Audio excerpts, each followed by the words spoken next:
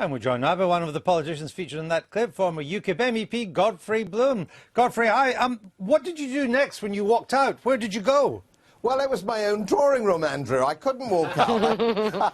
I took the headphones off because poor old what's-his-name from Channel 4 couldn't move the thing on, and there was a queue of people outside my house waiting to talk to me as I was exposing the foreign aid scam. And so I really didn't have time to talk to the poor fellow because he hadn't really been trained in interview techniques like you professionals on the BBC. Oh, the checks in the post.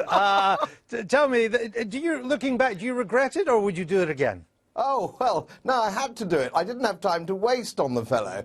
So, you know, I just had to move on and get on with the other interviews that were waiting. No, so, no regrets at all. So exactly why did you walk out?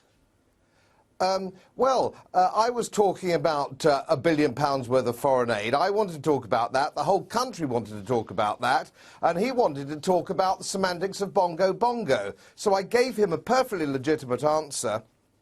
But I'm afraid he simply couldn't accept it and move the conversation on. And I had Channel 5 waiting for me and half a dozen journalists waiting who wanted to talk about a more serious subject. But I'm afraid that's a little bit Channel 4, isn't it? Channel 4 really isn't the sort of traditional interviewing programme that we understand on the other mainstream channels. So, I see. So if I was to ask you about Bongo Bongo Land now, would you walk out? No, my dear fellow, because you always do a nice, balanced programme and give a chap an opportunity to answer the right questions. Oh, right. So, what's the capital of Bongo Bongo Land? I don't know, Bongoville, one presumes. Well, Sadiq, was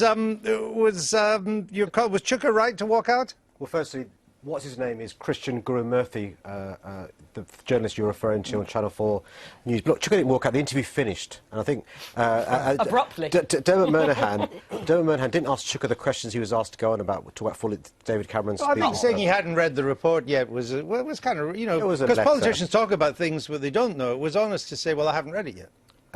Exactly. I mean, Dermot asked Chuka about a letter written from Eric Pickles to the mosque, and Chuka said, I've not read it. Godfrey Bloom, no one so far has ever walked out in one of my interviews, much as I've tried. Could you do so now? Well, the only thing that would involve me walking out your interview now, in 2005, you very generously bought me a wonderful dinner at the Ritz. I did. If you were to repeat that offer tonight, I'd have to walk out in order to catch the London train. Well, there's no need to walk out because it's not going to happen. Godfrey Bloom, thanks for joining us. Just time to put you out of your misery. Give us